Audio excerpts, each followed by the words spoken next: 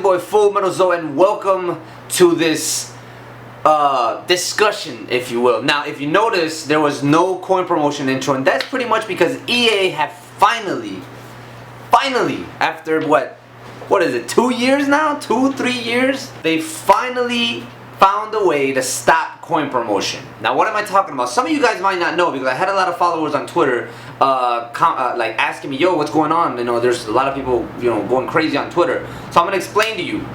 EA today, or yesterday for some of you, they went on Twitter and they said they were gonna do some maintenance, and there's some major changes that are coming to FUT. So everybody was speculating, yo, they might bring down the transfer market or whatever. It wasn't the case. What EA has done is they have given a price ceiling, or a price range, if you will, to each player on Ultimate Team. Now, how does this work? And these are just numbers I've made up. I haven't gone and done research on how much players cost. But let's say you pull a Hazard. And Hazard used to be, I don't know, let me just throw out there 2 million. Let me just throw out there. I'm not saying that's how much he was worth. Let's say Hazard was worth 2 million. Now, Hazard has a price range. So you could he goes for a minimum of 250k to a maximum of 500k. That's the most you can sell him for. So each player, based on how good they are, that's how much they're gonna sell for, right? So this is what I'm saying. The way you used to buy coins from coin sites was you would order X amount of coins, let's say 5 million, you would get a crappy bronze player and you would list them for 5, or just a crappy player in general, and you would list them for the 5 million, the coin site would buy your player, and boom, you had 5 million in your account. You can't do that anymore, because now every player has a price range. So let's say you get that same bronze player, you can't list them for 5 million anymore. You can only list them for his limit, which might be what, 300 coins, depending on the bronze player. So that is the way that they have stopped for now, because I believe Japes touched on this on his video. And when there's a lot of money involved in industries like this, they find ways to do it. I don't know how it's gonna happen, but I'm pretty sure there's a way around everything. In everywhere, there's always a loophole. So for those of you that don't like coin selling, pray that day doesn't come. And for those of you that enjoy coin selling, pray that day comes. Now, how do I feel about this? I don't really mind it. I mean, primarily because I am a career mode YouTuber. I do career modes, and I do my players, even though I haven't uploaded one in about a month. But I do, that's me. That's what I do most. Career modes, my players. And every now and then, I would try to do an FUT series that didn't do that great, and I would stop doing it. But I really enjoy FUT. I really do. But I'm going to talk about where I believe this is heading. First of all, I don't think that you're going to stop seeing promotion before videos. Why? Because now that there's no coin sellers, what's the next best thing? The next best thing is codes. So you're going to get PSN and MSP code promotion now, heavily. G2A.com is gonna bank money now. What this does for YouTube, I'm gonna get into the pros and cons first of coin sellers being gone now, as opposed to when they used to be heavily involved in FUT, like 95% involved in FUT. So some of the pros, the market, it's gonna go back to normal, and not even normal. It's gonna be like regulatory market, you know what I mean? It's gonna be like, it's gonna have regulations now. Like, it's not a free market anymore. So if you get a certain player, you can only sell them for a certain amount. So it's gonna kind of make it crappy in a way, but it's a crappy that might have been necessary to get it back to the way it used to be. I don't think it can ever be the way it used to be before coin sellers, because coin sellers are here, and as soon as EA says, oh, you know, we're taking the price ranges away, they'll be back. So I think this is here to stay. If people continue to play FIFA, is here to stay, but we'll get into that later. Another pro about, or another good thing about coin sellers not being around anymore, is that you can finally play divisions, and you can play normal division teams. Like if you go to Division 10, you're probably not going to see Team of the Year informed legend teams anymore. You're probably going to see that anymore. Yeah, well, maybe in this FIFA you still will, but in the coming FIFAs, I think that's gone. That's not going to happen anymore. You'll start seeing those teams like in Division 1, Division 2, because that's pretty much the way you're going to make coins now. Unless you buy FIFA points, which are ridiculously expensive. I played today, I swear to God, I played the day a team that had Larson, had Paulo Bentry, I don't know, I don't remember his name. They had Team of the Year Ronaldo, they had Robin, Messi. I mean, it was just a crazy team. And I had an MLS squad, which I'm going to talk to you about at the end of this video. The cons about this, are the bad things about not having coin sellers. This game, FIFA, is going to get way more expensive than it should be or that it used to be.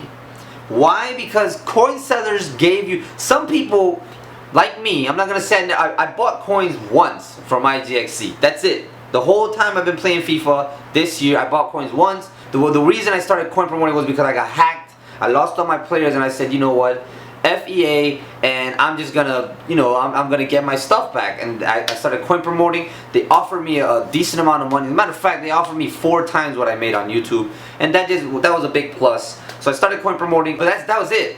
I bought 2 million coins, and I think I spent about 40 bucks. I think that's it. I think I spent 40 bucks on 2 million coins, and that's it. I felt like I didn't need to spend any more, you know. That was it. I was cool with that. I bought Hazard for like 300k. I bought Aguero for like 200k.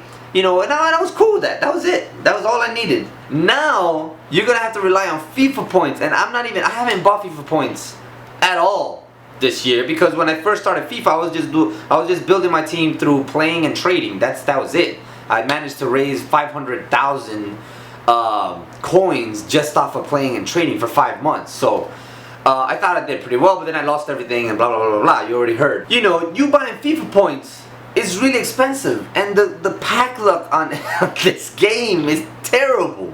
You could buy 2,000. I've seen YouTubers spend 7,500 FIFA points, and their best player is Benzema. It's ridiculous. So the game is gonna get a lot more expensive, but it is what it is. And the other bad thing that I see in this is a lot of people that want to play with Ronaldo's, that want to play with Messi's, that want to play with that Team of the Year Robin. I suggest you go look at Japes' stats on Ronaldo, like after this whole FUT coin seller gate. Go watch that video. The man breaks down how long you have to play FIFA in order to get Ronaldo without buying packs.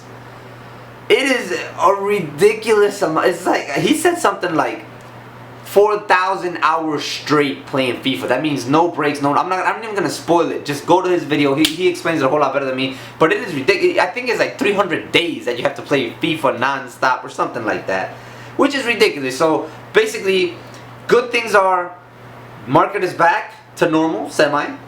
No more OP teams, but the game is gonna get a whole lot more expensive, and you'll probably never, ever play with the player that you want to play with, which is what Ultimate Team is based on. So, yeah.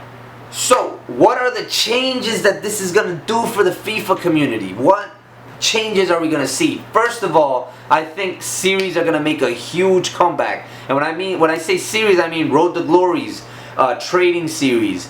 I mean just series in general. Road to Glories, Race to Division 1s, whatever you want to call it, that's gonna come back. 89 Skills, he did a video and he explained why he kind of changed his uploads. You know, he used to upload a lot of My Play, a lot of career mode, and then he started doing these one-off FUT videos like challenges and squad builders and player reviews. He said the FIFA community has evolved, and I believe that. I really thought, you know, I didn't think it really evolved. I just think it changed. What he said was the FIFA community no longer cared about Road to Glories, and no longer cared about like career modes and My Players, or you know, a very small fraction of the FIFA community still cared about that. But most of the FIFA community cared about one-off videos, the odd squad builder, the odd player review, you know, a wager, stuff like that. Nothing that really just had to have like lots of creativity involved. I'm not saying that people weren't creative in their editing. I'm just saying the idea of doing a squad builder. You know, you might be creative to create the squad builder. But there's nothing continuing from that, you know? You did your squad builder. It's like doing homework. I did my homework today, that's it. That's all I needed to complete. To me, a series is more like writing a book. So I wrote this chapter today, but tomorrow I'm going to follow up on that chapter. Which with squad builders, player reviews, and wages, you really weren't doing that. You were just doing your one video a day. You would film, I have this player I'm going to wager, bam, video done. Player inform came out. Get one of those informs, I'm going to do a player review, bam, video done. I want to do a squad builder. You know what? Yeah, today let's make an OP BBL squad. Today let's make a squad builder around Ronaldo. That's it. That's pretty much. But like when you're doing series like a Road to Glory with rules like discarding players if you do this or do that, you know, it's something that you have to continue, and it's a ton of work to do that, and it wasn't being appreciated. And even A9 Skill said it. You know, he was like, you know, these certain series that take so much effort to produce are not being appreciated. So he went to FUT, do one-off videos, and he said, you know, my channel is growing faster than ever since I started doing FUT one-off videos. Now, that's not really my kind of content. I was gonna do every now and then a one-off video, but I was still gonna do my career mode and my player. It kind of sucks that we're losing those videos, you know, because they're helpful, but at the same time, I think the FIFA community can just grow so much more, creative-wise, without this, you know. But again, I don't care if they're here or if they're not. As a matter of fact, I was gonna start doing some of those videos, so I would have adapted regardless. But yeah, that's pretty much my stance on it. I think that's it.